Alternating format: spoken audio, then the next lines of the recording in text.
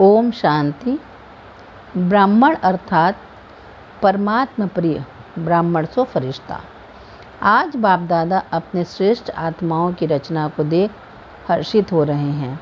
यह श्रेष्ठ व नई रचना सारे विश्व में सर्वश्रेष्ठ है और अति प्रिय है, क्योंकि पवित्र आत्माओं की रचना है।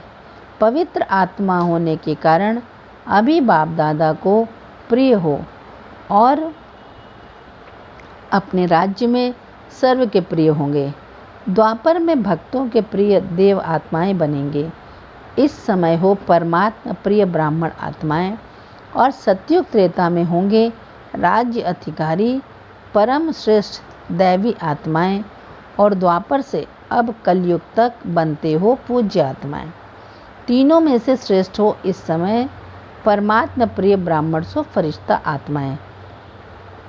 इस समय की श्रेष्ठता के आधार पर सारा कल्प श्रेष्ठ रहते हो।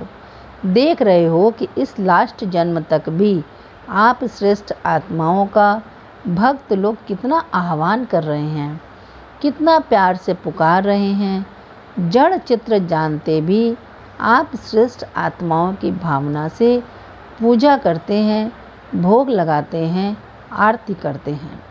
भारत में बाप का कर्तव्य चला है, इसलिए बाप के साथ आप सबके चित्र भी भारत में ही हैं। ज़्यादा मंदिर भारत में बनाते हैं। यह नशा तो है ना कि हम ही पूज्य आत्माएं हैं।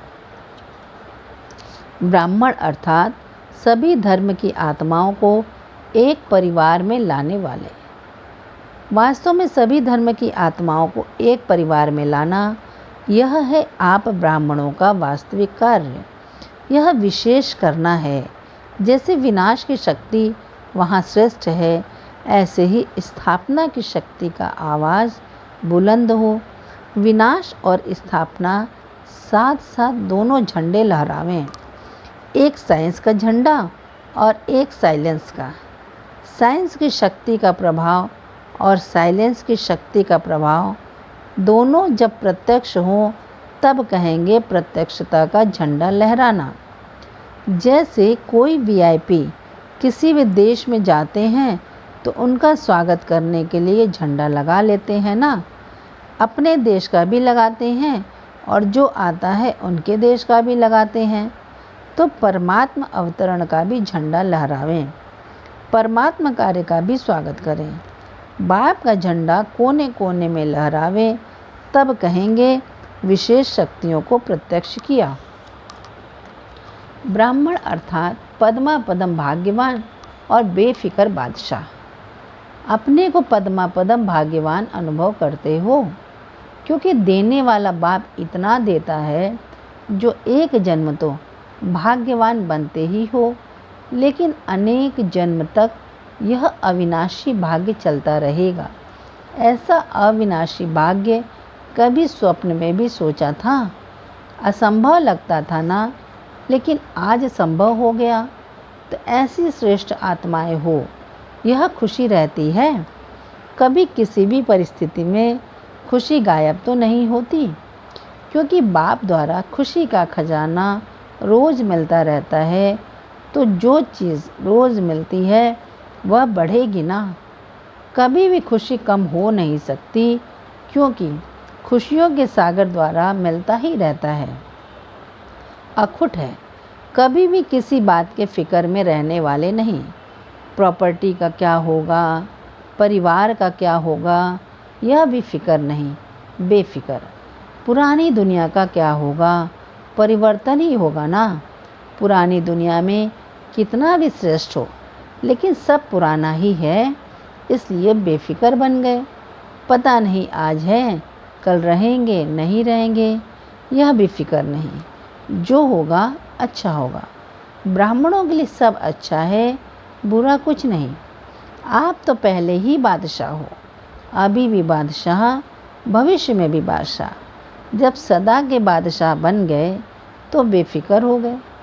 ऐसी बादशाही जो कोई छीन नहीं सकता, कोई बंदूक से बादशाही उड़ा नहीं सकता। यही खुशी सदा रहे और औरों को भी देते जाओ, औरों को भी बेफिक्र बादशाह बनाओ। ब्राह्मण अर्थात कदम कदम में वरदान प्राप्त करने वाले। ब्राह्मण अर्थात ब्राह्मण जीवन वाले। जीवन तो सदा जब तक है तब तक है। जीवन बनाई है ना, जीवन बनाई है या थोड़े समय के लिए ब्राह्मण बने हैं। सदा अपने ब्राह्मण जीवन की विशेषताएं साथ रखना, क्योंकि इसी विशेषताओं से वर्तमान भी श्रेष्ठ है और भविष्य भी श्रेष्ठ है। अच्छा, बाकी क्या रहा? वरदान तो क्या, वरदाता के बच्चे ही बन गए। जो हैं ही वरदाता के बच्चे, उन्हों को हर कदम में वरदाता से वरदान स्वतः ही मिलता रहता है। वरदान ही आपकी पालना है। वरदानों की पालना से ही पल रहे हैं। नहीं तो सोचो, इतनी श्रेष्ठ प्राप्ति और मेहनत क्या की? बिना मेहनत के जो प्राप्ति होती है उसको ही वरदान कहा जाता है। तो मेहनत क्या की और प्राप्ति कितनी श्रेष्ठ। जन्म जन्म प्राप्ति के अधिकारी बन गए। तो वरदान हर कदम में वरदाता का मिल रहा है और सदा ही मिलता रहेगा। दृष्टि से, बोल से, संबंध से वरदान ही वरदान है। ब्राह्मण अर्थात सहज योगी और स्वतः योगी। ब्राह्मण जीवन अर्थात एक बाप ही संसार है, वह एक बाप दूसरा न कोई। जब संसार ही बाप है, दूसरा कोई है ही नहीं, तो स्वतः और सहज योगी स्थिति सदा रहेगी ना। वह मेहनत करनी पड़ेगी। अगर दूसरा कोई है तो मेहनत करनी पड़ती है। यहाँ बुद्धि न जाए वहाँ जाए, लेकिन एक बाप ही सब कुछ है, फिर बुद्धि कहाँ जाएगी? जब जा ही नहीं सकती तो अभ्यास क्या करेंगे? एक है स्वतः अभ्यास है ही है, और दूसरा होता है मेहनत वाला अभ्यास। तो स्वराज्य अधिकारी बच्चों का सहज अभ्यासी बनना, यही निशानी है सहज योगी और स्वतः योगी की। उन्हों के चेहरे की चमक अलौकिक होती है। जो चेहरा देखते ही अन्य आत्माएं अनुभव करती कि यह श्रेष्ठ प्राप्ति स्वरूप सहज योगी हैं। जैसे स्थूल धन व स्थूल पद की प्राप्ति की चमक चेहरे से मालूम होती है कि यह साहूकार कुल व ऊंच पद अधिकारी है, ऐसे ही यह श्रेष्ठ प्राप्ति श्रेष्ठ राज्य अधिकारी अर्थात श्रेष्ठ पद की प्राप्ति का नशा व चमक चेहरे से दिखाई देती है। दूर से ही अनुभव करते कि इन्होंने कुछ पाया है, प्राप्ति स्वरूप आत्माएं हैं। ऐसे ही सभी राज्य अधिकारी बच्चों के चमकते हुए चेहरे दिखाई दें।